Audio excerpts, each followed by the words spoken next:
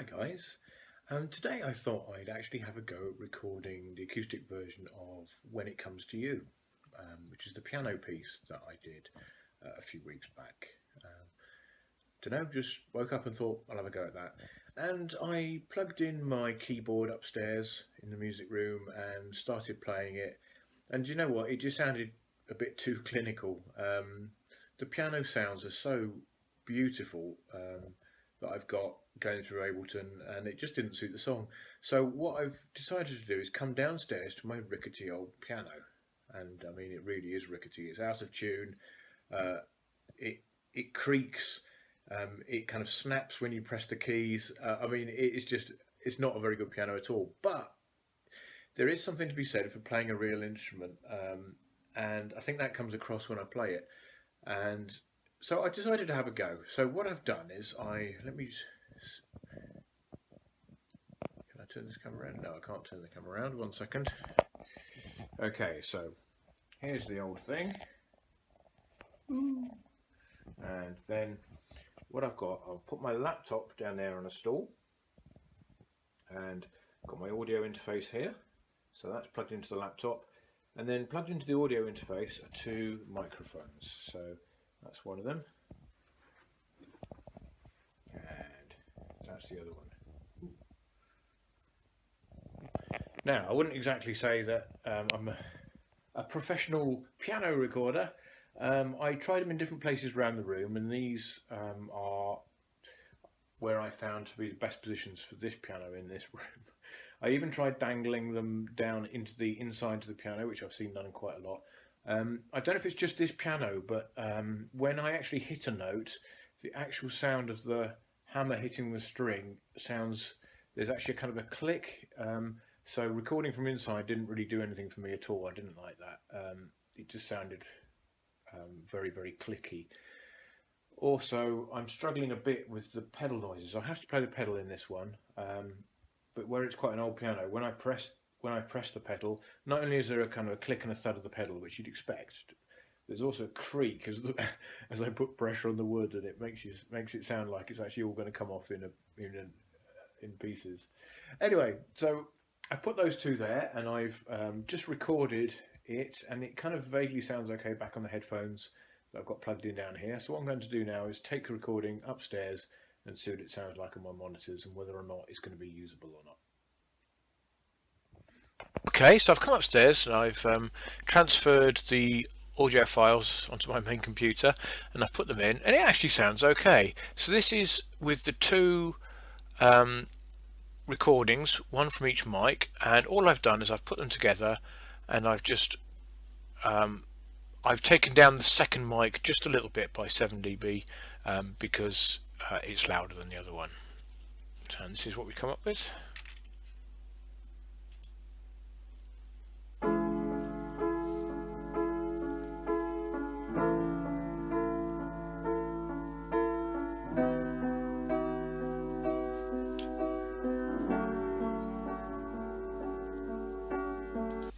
I'm really pleased with that. I've done nothing with that.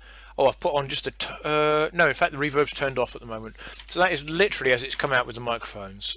So it sounds, for such a honky-tonk old piano, in fact the whole thing, I've just been looking here, the whole thing is all out. It was really sharp. The whole piano is really sharp, which is, I hope it doesn't kind of become noticeable, because I'm going to sing sharp to match the piano, of course, and it will sound fine listening to the song by itself. I don't know what it's going to sound like going from one song that's in tune to the next song that's in tune but in a different tune. So I'm going to need to try that out.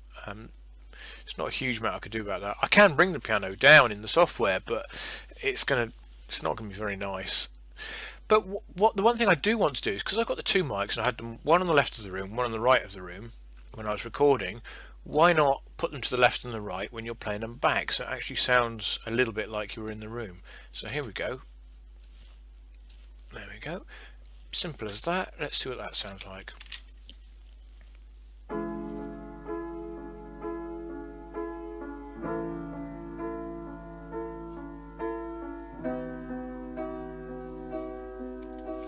So that's a big difference. It sounds much fuller.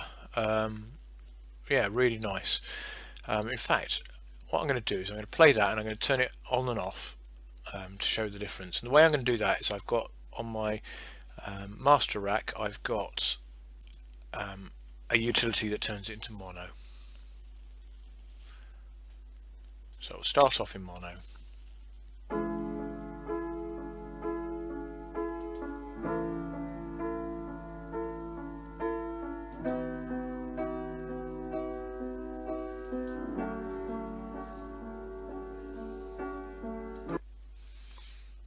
So that's a really nice effect if you've got two mics with a piano. So I'll definitely do that again if I get the chance. Now because I don't need this one, it's just piano and voice. I don't need it to be totally regimented in time. I did record to a click, but I've done nothing to it. I can't change any of the notes because it's not MIDI. The volume is pretty much the same all the way through it. I've played it pretty much the same all the way through it. It's so basic. So what I have done at the end, the click was obviously, because it's quite a sharp sound, sometimes it kind of leaks out of the headphones and gets recorded by the microphones again. Now, listening on my decent speakers on the computer, I can actually hear right at the end as it's fading out. I can hear tick tick, and I can actually hear two of the clicks from the metronome. And they're really irritating. Now, when I've put them onto the headset so I can record this video for you, I can't hear them. So what that tells me is these headphones are nowhere near as good as the monitors. I mean, these aren't. This is just a cheap headphones. I've got some better ones here.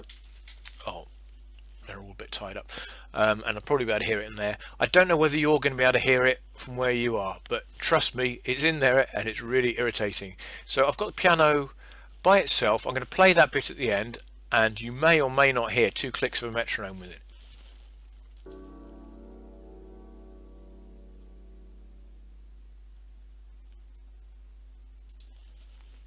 So funnily enough, I can't actually hear that from here, but I can when I put the speakers on. But so what I've done there, rather than re-record it, because frankly me getting a good take out of a piano was a miracle in itself. That was the first time I played it and just recorded it, and it was just right. Well, good enough anyway. I did about 4 other attempts afterwards. I couldn't even get through the piece without stopping and or making a bum note or something like that. So I'm going to carry on with this. So what I've actually done is I'm going to put an EQ on the group that's got both the piano mics in, and I'm going to make a spike, and I'm going to loop the section that has got one of the clicks in it.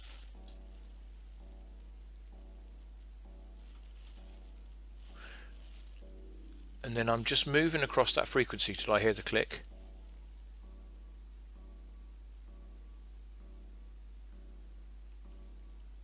It's about there. In fact, you can just about see the little spike there, can't you?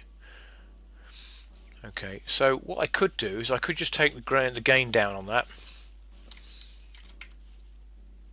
I can still hear it. And to be honest, if you actually look at the spectrum, there's not really anything happening below that point anyway. So what I'm actually going to do is, now I know roughly where it is, I'm going to do something a bit sneaky and not very musical. Let's just stop that for a second. I'm going to put a low pass filter on, so basically it's going to take away the high end of the frequencies. And what I'm going to do, I don't want that on for the whole thing, but a few bars before, I'm going to start to drop down the frequency of that filter. So by the time it gets to the point about here where the clicks start to be heard, it will be below the frequency at which the click is at. Now that's going to cut out some of the high frequencies of the piano, but to be honest, there really aren't very many on that last note there in particular, and with the instrument itself and where I'm playing on it, there's very not much audio information on there.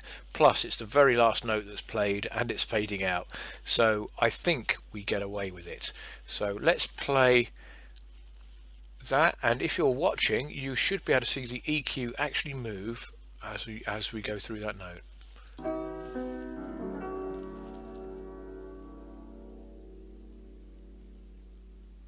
Okay, and you probably heard it as well. So that's, I've actually done that a little bit, it's a bit vicious. So let's see if we can control that a little bit. First of all, I'm going to make the EQ sharper, so more vertical,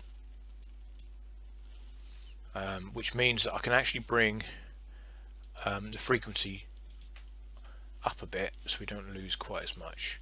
So I reckon about, let's try, oh, should have done that one here. I reckon about there will probably be right.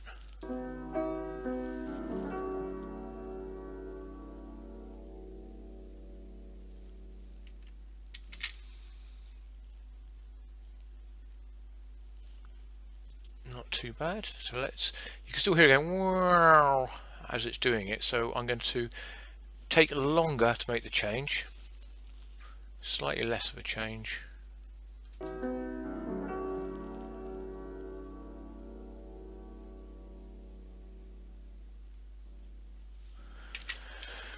Okay, and hopefully, not that I can actually hear with these headphones, but hopefully by the time it gets to the part where the metronome is cutting through and getting on my nerves, actually all we'll have there is a slightly more muffled piano. So I'll have another play with that actually on the monitor speakers to make sure that I'm doing it right and that it's not blatantly obvious that I'm fiddling with the EQ there, because that is a bit vicious listening to it back through those headphones. But that's the theory. Let's see if we can get away with it. Okay, so I have recorded the vocals over the top. So just like before, I recorded 7 takes, well actually 5 takes, and then 3 more takes just for the very end bit, which is very high, and I was experimenting with different ways of singing it. And then I've comped it, so I've taken the best performances from each of those best parts and I put them all into one performance. I've copied that track and then I've put the tuning software on there, and I've gone through and I've made 4 or 5 notes in the whole thing that really got my nerves when I listened back to them, so I've just tweaked those slightly because it's better than me trying to re-record that take and getting it in there. So I've just touched it every now and again with that. Then I've put the utility plug-in on there with the gain control, the volume, to minimize the breathing between phrases, so you can see these U's here. I still want to hear the breathing, but not as much. And I've also got a volume level on there, and some of the different takes came out at different volumes, so at some points I've increased the volume of the singing or decreased it. Now you can do that with a compression plug-in, but I like to do it manually to get in the right ballpark before putting it in the compression utility, because I think you get better results out of it that way. Then you're using the compressor just to make small changes rather than wholesale changes, which I think is a lot better.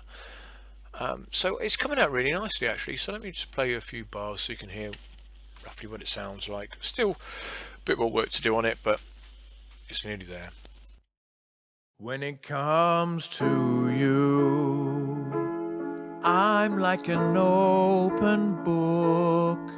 My mind is not my own. When it comes to you, there's not a word I've said you haven't already known. So I'll keep on running till I know my own heart, and I'll keep on running till I get back to the start. Okay, so I'm going to upload the whole of this track to my email subscribers Facebook group, so they can all have a listen to the whole track there. And I think I'm going to have a go at recording something else this afternoon. I'm going to move on to Heart of a Wolf, I think. Although I have got a sneaky idea in my head of something a bit more interesting to do with this song to go on to the studio CD rather than the acoustic CD. So I'll have a cup of tea and have a bit of a think. Alright, speak to you soon. Bye.